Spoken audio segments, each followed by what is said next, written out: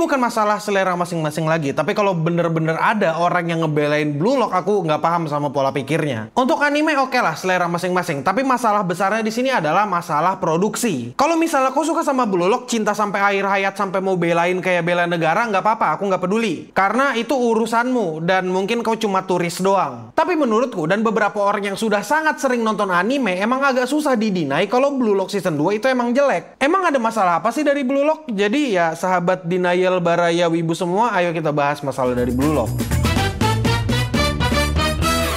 Kalau misalnya kau nggak ngelihat ada yang salah dari Blue Lock atau ngomong emangnya ada apa bang? Gua ngeliat biasa-biasa aja. Gua ngeliatnya bagus-bagus aja. Emang lu bisa bikin anime? Kalau nggak suka ya tinggal skip, ribet banget. Kalau misalnya kau ngomong kayak gitu dan berpikir kayak gitu, nggak apa-apa, aku nggak masalah. Dan kadang-kadang aku malah punya harapan bisa punya mata yang sama dengan kau atau pemikiran yang sama kayak kau, yang kelihatannya kayak tone deaf, ignoran, dan kemampuan mencernanya rendah. Karena gini, kalau kau nggak paham dengan masalah dari anime Blue Lock, itu kau lihat sendiri aja animenya season 2 episode 2. Itu bener-bener PPT. Kau mau ngedefend apa lagi? Untuk anime ini nggak ada yang bener-bener bisa kupuji tanpa nada satir untuk penggunaan animenya, termasuk filter CapCut-nya. Kalau misalnya kau mau tahu apa masalah dari anime Blue Lock sebenarnya, masalahnya adalah kurangnya animator berbakat. Di sini aku nggak bilang kalau pekerjaan animator itu gampang, dan aku nggak bilang juga kalau mereka itu nggak becus. Nggak berbakat yang aku maksud di sini, maksudnya adalah sesuai dengan kemauan sutradara. Masalahnya yang ngomong kayak gini tuh bukan cuma aku. Kalau kau mau tahu ya, sebenarnya ada statement yang bilang kalau kerjaan animator luar itu, animator yang luar Jepang itu nggak berguna meskipun gambarnya bagus. Bahkan katanya animator Jepang itu lebih sibuk buat ngebenerin apa yang salah dari animator luar. Emang kedengaran kayak disrespect kan, kedengaran kayak jahat gitu. Tapi orang yang ngomong kayak gini pun itu klarifikasi, dan pada dasarnya ini situasi yang dialami sama banyak animator. Kenapa bisa kayak gitu? Karena animator emang banyak yang mengalami kurang pelatihan. Beberapa animator yang gue kenal pun itu belajarnya otodidak. Ada orang teknik kimia, tahu-tahu jadi animator kan?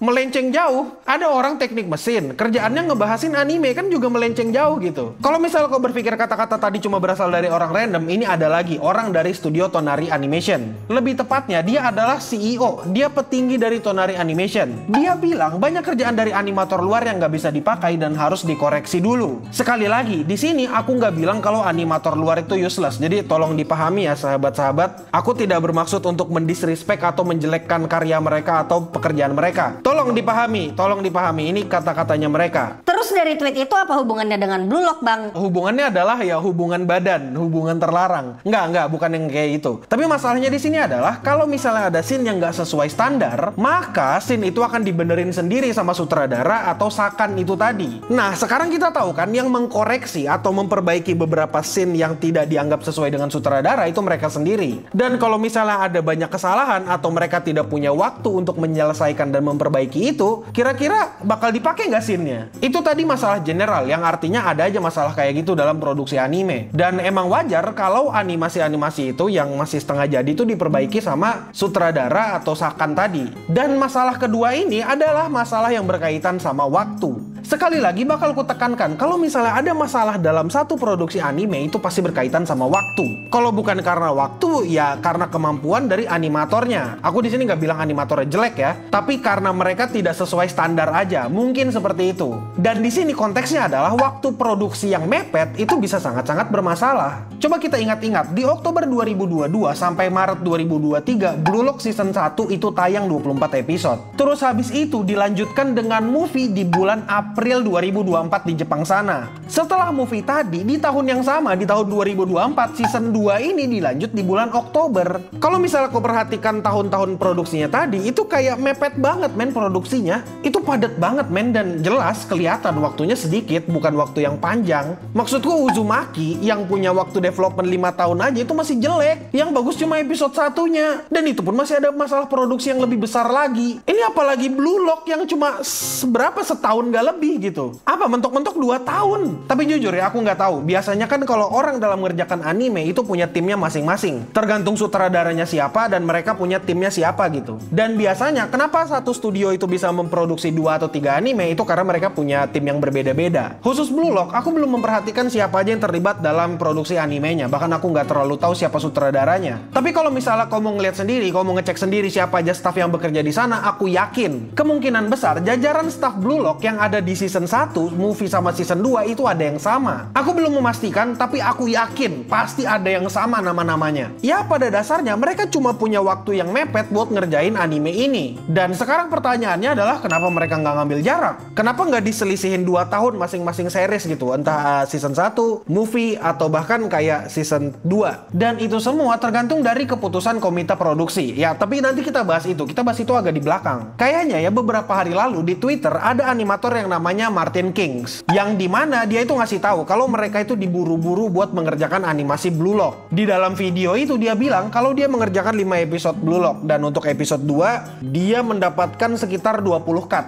Seingatku kayak gitu. Dan untuk di episode 2-nya itu yang dia ngerjain 20 cut, katanya banyak banget cutnya dia yang nggak dipakai. Animasi yang nggak dipakai itu diganti menjadi gambar yang diam terus digerakkan pakai filter TikTok. Entah dengan gelombang-gelombang, ditambah cahaya, ditambah efek-efek yang mungkin ada di TikTok. Ya pokoknya kurang lebih kayak gitu. Coba bayangkan 20 cut gambar animasi tadi yang gerak-gerak itu digantikan sama filter TikTok, filter CapCut. Maksudku kayak siapa yang mau menonton itu? Kalau misalnya aku animator, aku udah ngerjakan cutku, terus tiba-tiba scene-nya diganti jadi scene diam, terus dimasukin filter TikTok, aku juga rada emosi. Dan akhirnya apa? Dia keluar setelah episode 5 atau 5 episode, aku juga lupa. Kalau misalnya kau nggak percaya sama kata-katanya Martin Kings ini, dia ngasih bukti, men. Bukti yang dia kasih adalah ada animasi yang seharusnya ditulari, tapi diganti dengan frame yang diam. Di sini jelas banget isunya bukan animator yang tidak berbakat, terutama Martin Kings. Tapi di sini isunya jelas di waktunya yang mepet. Bisa aja staff yang bekerja di sana itu nggak punya waktu untuk mengolah cut tadi untuk menjadi animasi yang bener-bener animasi. Dan instead of diolah menjadi animasi, dan mereka nggak bisa karena waktunya yang mepet, itu semua digantikan sama filter TikTok. Udah berapa kali aku ngomong TikTok? Tolong dihitungin, aku juga agak geli sebenarnya ngomongnya. Jujur ya, aku ngerasa berduka sama yang kayak ginian. Jujur aku ngerasa kayak nggak tega gitu sama orang yang udah kerja capek-capek, terus kerjaannya nggak dipakai. Entah isunya apa, tapi ya aku agak kasihan aja gitu sebenarnya. Tapi jujur ya, aku ini sebenarnya mau kasihan, tapi masalah ketiga ini rada bikin gimana gitu. Masalah ketiganya adalah kemungkinan anime ini dipercepat karena tuntutan dari komite produksi. Kalau kalian sadar, sebenarnya studio anime itu nggak sepenuhnya punya hak untuk animenya. Dalam konteks ini adalah jadwal penayangannya. Karena itu semua tergantung dari komite produksi. Bisa kupastikan dan aku meyakini beberapa studio animasi itu bekerja sebagai kontraktor kayak gitu. Kontraktor tuh maksudnya kayak gimana, Bang? Kontraktor tuh maksudnya kayak gini. Kita nih kumpulan investor, kita mau bikin ini.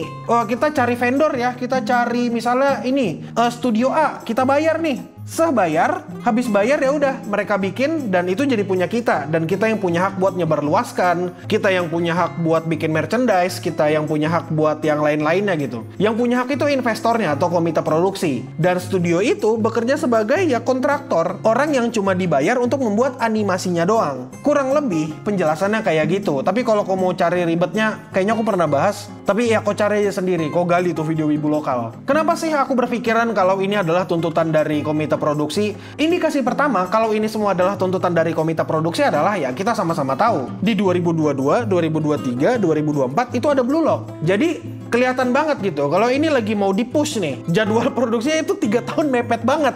Udah 3 tahun berturut-turut tuh kita dapat Blue Lock, dan udah kelihatan lah ya kalau ini adalah permintaan dari komite produksinya. Dan indikasi kedua kenapa aku yakin ini adalah tuntutan dari komite produksi adalah karena Blue Lock itu adalah anime yang sukses. Maksudku gini, secara manga mereka itu adalah salah satu manga dengan top sales di tahun 2023 atau 2022 kemarin. Demi apapun, kalau kau nggak percaya aku cari datanya sendiri. Aku malas buat nyari datanya, kau bisa cross check sendiri. Dan kalau misalnya aku salah, coba kasih tahu di kolom komentar. Blue Lock itu adalah salah satu manga yang paling laris di tahunnya. Setelah itu, Blue Lock ini keluar bertepatan dengan waktu-waktu ada Piala Dunia, yang dimana orang-orang itu fokus sama bola, orang ngeliatin bola gitu. Dan kau bisa ngeliat juga merchandise-nya rame, animenya rame dibicarain, dan pokoknya ada di mana-mana lah. Kalau sepenglihatanku, Blue Lock itu adalah sesuatu yang populer dan yang sukses juga. Itulah kenapa demi tetap catch up dengan tren dan ikut catch up dengan hype, terutama hype dari Piala Dunia kemarin dengan bola-bolaan kemarin dan masih angkat-angkatnya Blue Lock ini, ya mereka tetap membuat anime Blue Lock itu gitu. Jadi dua indikasi itu udah bikin aku berpikir kalau ini tuntutan dari komite produksi. Apakah komite produksi jahat? Ya enggak juga, nggak bisa dibilang jahat karena mereka yang udah investasi investasi duit di sana gitu. Tapi ya mau gimana lagi ya, agak sulit ya menentukan siapa yang baik, siapa yang buruk. Soalnya sama-sama dirugikan di sini. Dan ya sebenarnya itu aja sih beberapa alasan kenapa Blue Lock itu bisa menjadi jelek gitu. Maksudku kalau kau nggak setuju dengan Blue Lock jelek ya terserah. Aku cuma beberapa kali satir doang lah ngata-ngatain kau yang suka Blue Lock, karena sebenarnya aku nggak sepeduli itu dengan Blue Lock. Kebetulan karena lagi ada masalah di produksinya dan kelihatan banget ada masalah, itu kenapa aku bahas. Apakah aku rutin nontonin Blue Lock? Enggak, tapi aku bacain manganya dan manganya cukup oke. Yang ku suka dari Blue Lock adalah manganya sama season 1 episode 1. Itu bagus banget. Tapi entah kenapa belakang-belakang ini malah jadi makin wadidau gitu. Makin ngabluy. Kalau misalnya kau masih mau kopium ya, kalau masih mau berharap-harap. Bang, ini sengaja bang masih jelek bang karena resource-nya dipakai buat menganimasikan nanti waktu lawan U20. Waktu melawan tim Jepang nih, tim Blue Lock melawan tim Jepang gitu. Siapa tahu kalau kau masih mau kopium dan berpikir seperti itu, silahkan, nggak apa-apa. Namanya juga berharap, nggak ada yang melarang untuk berharap. Itu terserahmu, kau bebas mau berharap mau bagaimanapun ya. Tapi kalau kau mau dengarkan aku, kalau kau mau bersahabat dan mendengarkan aku baik-baik, percaya sama aku, jangan terlalu berharap. Kayak turunkan ekspektasimu serendah-rendahnya. Bahkan paling buruknya ya, bisa jadi anime ini bakal ditunda. Itu kemungkinan terburuk banget. Dan ya, aku juga nggak tahu mau ngomong apa lagi. Pada dasarnya aku mau ngomongin Blue Lock cuma karena ini doang. Apakah aku suka Blue Lock? Maksudku ngapain aku nonton anime yang isinya cowok-cowok cantik gitu loh. Kayak aku cowok juga dan aku nggak tertarik sama cowok lainnya ya. Aku kalau tertarik sama cowok tinggal ngaca karena aku juga cowok. Dan ya itu aja dulu. Aku admin Yami dari Clean Sound dan Wibu Lokal. Dan Baraya sahabat semua Wibu Denial Baraya. Itu aja dulu, stay clean and sound.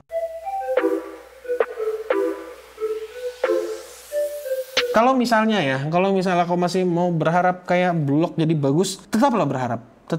Tapi saranku jangan terlalu berharap, karena berharap tuh sakit. Kau ingat gak sih dulu aku pernah nge-call out kalau One Punch Man season 2 itu bakal jelek dan orang-orang pada marah dan ngambek dan gak percaya sama aku. Maksudku, aku udah nge-call out kalau Blue Lock jelek dari trailernya. Ada di berita lain kalau nggak salah, dan kayak waktu live stream aku juga ngomong, maksudku kelihatan gitu kalau animasi itu ada kacau produksinya. Jadi terserah kau mau percaya atau enggak, jadi silahkan dipikirkan sendiri ya.